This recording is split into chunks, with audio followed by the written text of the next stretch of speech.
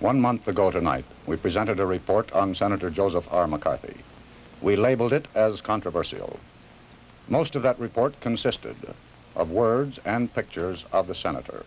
At that time we said, if the senator believes we have done violence to his words or pictures, if he desires to speak, to answer himself, an opportunity will be afforded him on this program. The senator sought the opportunity, asked for a delay of 3 weeks because he said he was very busy and he wished adequate time to prepare his reply. We agreed. We supplied the senator with a kinescope of that program of March 9 and with such scripts and recordings as he requested. We placed no restrictions upon the manner or method of the presentation of his reply, and we suggested that we would not take time to comment on this particular program. The senator chose to make his reply on film. Here now is Senator Joseph R. McCarthy, Junior Senator from Wisconsin. Good evening.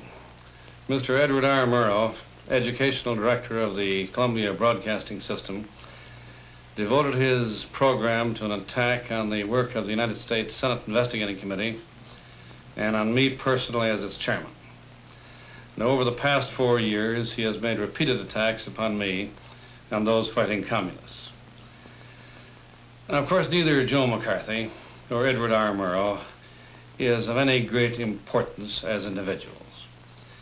We are only important in our relation to the great struggle to preserve our American liberties. The Senate Investigating Committee has forced out of government and out of important defense plants communists engaged in the Soviet conspiracy. And you know, it's interesting to note that the viciousness of Murrow's attacks is in direct ratio to our success in digging out communists. Now, ordinarily I would not take time out from the important work at hand to answer Murrow. However, in this case, I feel justified in doing so because Murrow is the symbol, the leader, and the cleverest of the jackal pack, which is always found at the throat of anyone who dares to expose individual communists and traitors. And I am compelled by the facts to say to you that Mr. Edward R. Murrow, as far back as 20 years ago, was engaged in propaganda for communist causes. For example, the Institute of International Education, of which he was the acting director, was chosen to act as a representative by a Soviet agency to do a job which would normally be done by the Russian secret police. Mr. Murrow sponsored a communist school in Moscow. In the selection of American students and teachers who were to attend, Mr. Murrow's organization acted for the Russian espionage and propaganda organization known as VOKS, V-O-K-S. And many of those selected were later exposed as communists.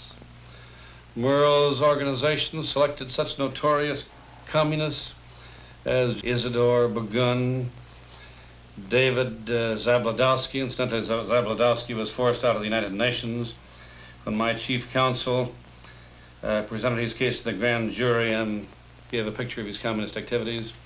Now, Mr. Murrow, by his own admission, was a member of the IWW, that's the Industrial Workers of the World, a terrorist organization cited as subversive by an Attorney General of the United States, who stated that it was an organization which seeks, and I quote, to alter the government of the United States by unconstitutional means. Now, other government committees have had before them actors, screenwriters, motion picture producers, and others who admitted communist affiliations, but pleaded youth or ignorance. Now, Mr. Murrow can hardly make the same plea.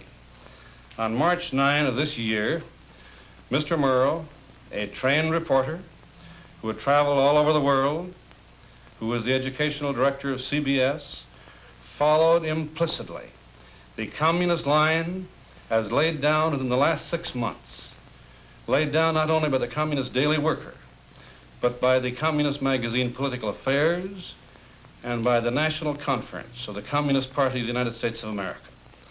Now, the question, why is it important to you, the people of America, to know why the educational director and the vice president of CBS so closely follows the Communist Party line. To answer that question, we must turn back the pages of history. A little over 100 years ago, a little group of men in Europe conspired to deliver the world to a new system, to communism. Under their system, the individual was nothing, the family was nothing, God did not even exist. Their theory was that an all-powerful state should have the power of life or death over its citizens without even a trial, that everything and everybody belonged to the rulers of the state. They openly wrote, nothing secret about it, that in their efforts to gain power, they would be justified in doing anything. They would be justified in following the trail of deceit, lies, terror, murder, treason, blackmail. All these things were elevated to virtues in the communist rule book. If a convert to communism could be persuaded that he was a citizen of the world, it of course would be much easier to make him a traitor to his own country. Now for 70 years, the communists made little progress. Let me show you a map of the world as it stood in the middle of the First World War in 1917 before the Russian Revolution. You will see that there was not a single foot of ground on the face of the globe under the domination or control of the communists. And bear in mind that this was only 36 years ago. In 1917, we were engaged in a great world war in defense of our way of life and in defense of American liberty.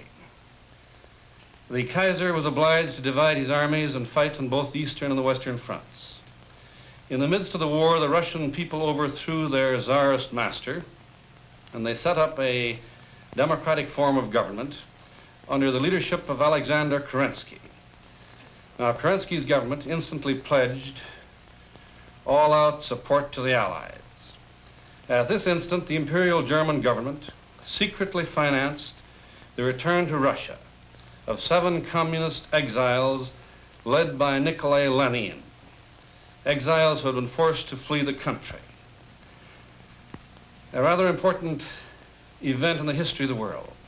Now, once in Russia, by the same methods which the communists are employing in the United States today, they undermine the army, they undermine the navy, the civilian heads of the government. And in 100 days, those 7 communists were literally the masters of Russia. Now, with all of the wealth of the nation at their command, they proceeded to finance communist parties in every country of the world. They sent to those countries trained propagandists and spies. In every country, they of course had to find glib, clever men like Edward R. Murrow, who would sponsor invitations to students and teachers to attend indoctrination schools in Moscow, exactly as Murrow has done. They trained communists in every country in the world. Their sole purpose was to infiltrate the government, and once communists were in government, they in turn brought others in. Now let us look at the map of the world as it was 20 years ago. At that time, there was one country with 180 million people in communist chains. Now let us look at a map of the world as of tonight, this 6th day of April, 1954. Over 1/3 of the Earth's area under communist control, and 800 million people in communist chains. In addition to the 800 million in communist chains in Europe and Asia, finally, the communists have gained a foothold and a potential military base here in our half of the world, in Guatemala, with the communists seeping down into the Honduras. My good friends, how much of this was achieved by military force, and how much was achieved by traitors and communist lying propagandists in our own government and in other free governments? Let's start in Europe, if we may. They took by military force a little piece of Finland. In the same way, they took 3 small Baltic states, Latvia, Lithuania, and Estonia. They took half of Poland the same way. They acquired the rest of Poland through Polish traitors and communists in our own government who gave American dollars and American support to the communists in Poland. They took over Romania, Bulgaria, and Hungary without firing a single shot. They did this by the infiltration of communists in key spots in the governments. The communists took over Czechoslovakia without firing a shot. This they did by the infiltration of communists into the Czechoslovakian government also. And listen to what a high official in the anti-communist government of Czechoslovakia had to say about the communist enslavement of Czechoslovakia. Here's what he said. He said, in my country, the pattern was identical to what it is in the United States. If anyone, before the communists took over, dared to attack those communists who were preparing and shaping the policy of my government, shaping the policy to betray my people, he was promptly attacked and destroyed by a combination of communists, fellow travelers, and those unthinking people who thought they were serving the cause of liberalism and progress, but who were actually serving the cause of the most reactionary credo of all times, communism. Still quoting, because of those people, night has fallen upon my nation and slavery upon my people. Now shifting to another area of the world, to the east, how about this vast land area and the teeming masses of China? Let's just take a look at that map, if you please. Keep in mind that a few short years ago, China was a free nation friendly to the United States. Now, let's take a look at that map. Were those 400 million Chinese captured by force of arms? Certainly not. They were delivered to communist slave masters by the jackal pack of communist line propagandists, including the friends of Mr. Edward R. Murrow, who day after day shouted to the world that the Chinese communists were agrarian reformers and that our ally, the Republic of China, represented everything that was evil and wicked. Now, my good friends, if there were no communists in our government, would we have consented to and connived to turn over all of our Chinese friends to the Russians? Now, my good friends, if there had been no communists in our government, would we have rewarded them with all of Manchuria, half of the Kuril Islands, and 1/2 of Korea? Now, how many Americans have died and will die because of this sellout to communist Russia? God only knows. If there were no communists in our government, why did we delay for 18 months, delay our research on the hydrogen bomb, even though our intelligence agencies were reporting day after day that the Russians were feverishly pushing their development of the H-bomb? And may I say to America tonight that our nation may well die. Our nation may well die because of that 18 months deliberate delay. And I ask you, who caused it? Was it loyal Americans or was it traitors in our government? It is often said by the left wing that it is sufficient to fight communism in Europe and Asia, but that communism is not a domestic American issue. But the record, my good friends, is that the damage has been done by cleverly calculated subversion at home and not from abroad. It is this problem of subversion that our committee faces. Now let us very quickly glance at some of the work of our committee. Some of the work is done in slightly over a year's time. For example, 238 witnesses were examined in public session, 367 witnesses examined in executive session, 84 witnesses refused to testify as to communist activities on the ground that if they told the truth, they might go to jail. 24 witnesses with communist backgrounds have been discharged from jobs which they were handling secret, top secret, confidential material, individuals who were exposed before our committee. Of course, you can't measure the success of a committee by a box score based on the number of communist heads that have rolled from secret jobs. It is completely impossible to even estimate the effect on our government of the day-to-day plotting exposure of communists. And that is, of course, why the Murrows bleed.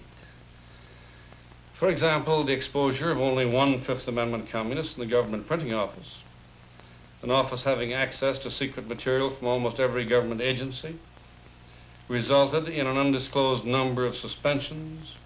It resulted in the removal of the loyalty board and the revamping of all the loyalty rules, so that we do have apparently a good tight loyalty set up in the printing office at this time.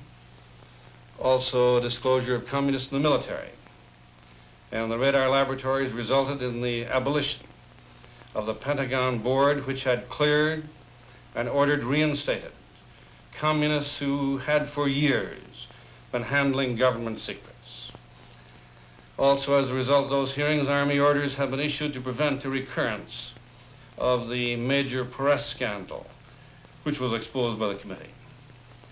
Now, to attempt to evaluate the effect of the work of an investigating committee would be about as impossible as to attempt to evaluate the effect of well-trained watchdogs upon the activities of potential burglars. We Americans live in a free world, a world where we can stand as individuals, where we can go to the church of our own choice and worship God as we please, each in his own fashion, where we can freely speak our opinions on any subject or on any man. Now, whether we shall continue to so live has come to issue now.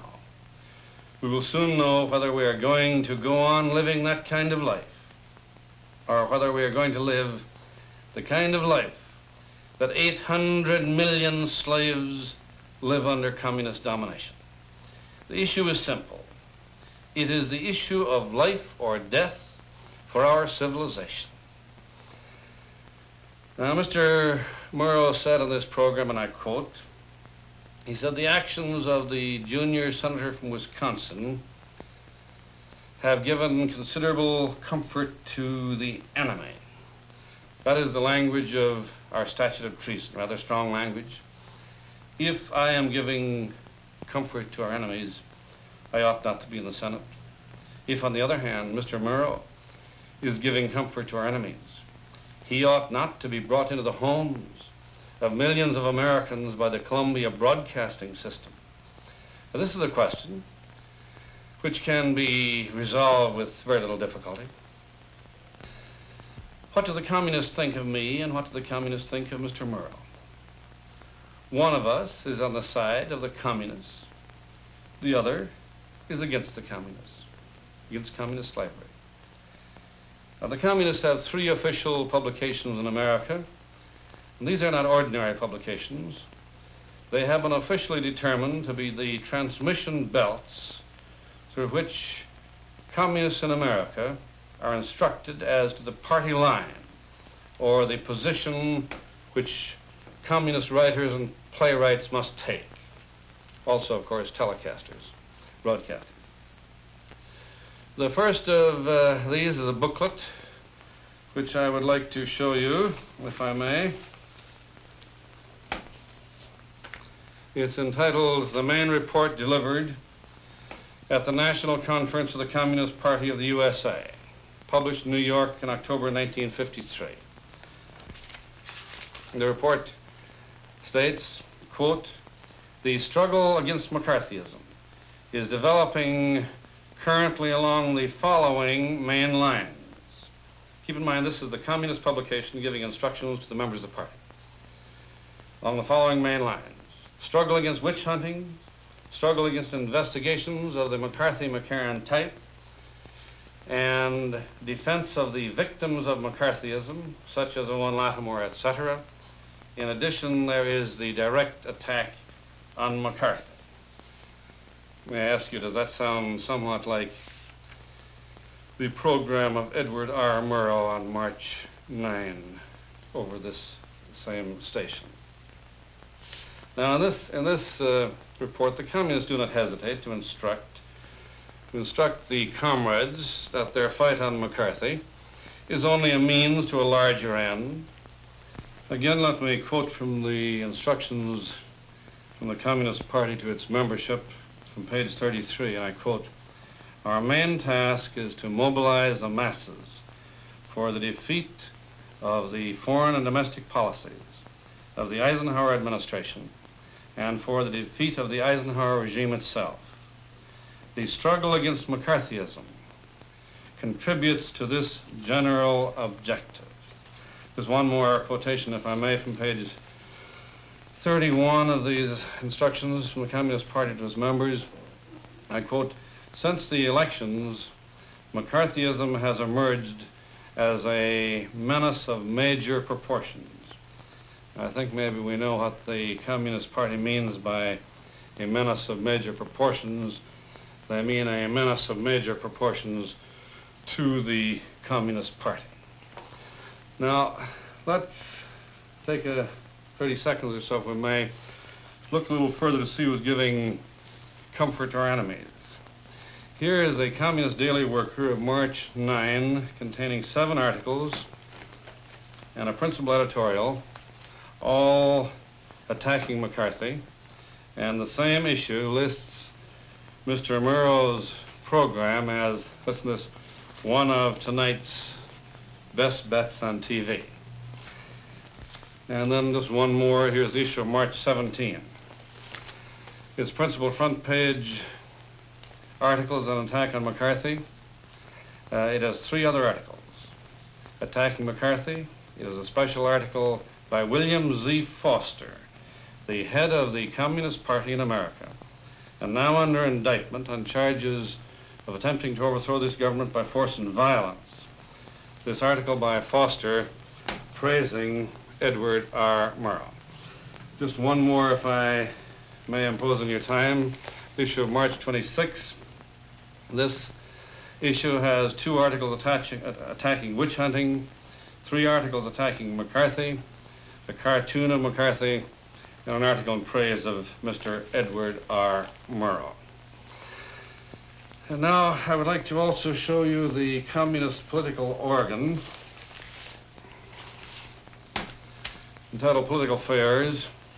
The lead article is a report dated November 21, 1953 of the National Committee of the Communist Party of the United States, attacking McCarthy and telling how the loyal members of the Communist Party can serve their cause by getting rid of this awful McCarthy.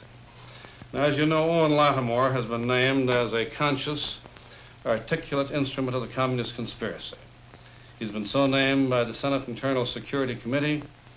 He is now under criminal indictment for perjury with respect to testimony in regard to his communist activities.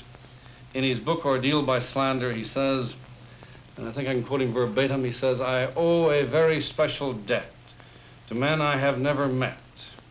I must mention at least Edward R. Murrow." Then there's the book by Harold Lasky, admittedly the greatest communist propagandist of our time in England. In his book, Reflections on the Revolution of Our Times, he dedicates the book to my friends E.R. Murrow and Lanham Titchener with affection. I am perfectly willing to let the American people decide who is giving comfort to our enemies. Much of the documentation which we have here on the table tonight will not be available to the American people by way of television. However, this will all be made available to you within the next 2 weeks. In conclusion, may I say that under the shadow of the most horrible and destructive weapons that man has ever devised, We fight to save our country, our homes, our churches, our children. To this cause, ladies and gentlemen, I have dedicated and will continue to dedicate all that I have and all that I am. And I want to assure you that I will not be deterred by the attacks of the Murrows, the Lattimores, the Fosters, the Daily Worker, or the Communist Party itself. Now, I make no claim to leadership. In complete humility, I do ask you and every American who loves this country to join with me. That was a film of Senator Joseph R. McCarthy, presented at our invitation. It was in response to a program we presented on March 9th. This reporter undertook to make no comment at this time, but naturally reserved his right to do so subsequently. Good night and good luck. See It Now is edited and produced by Edward R. Murrow and Fred W. Friendly.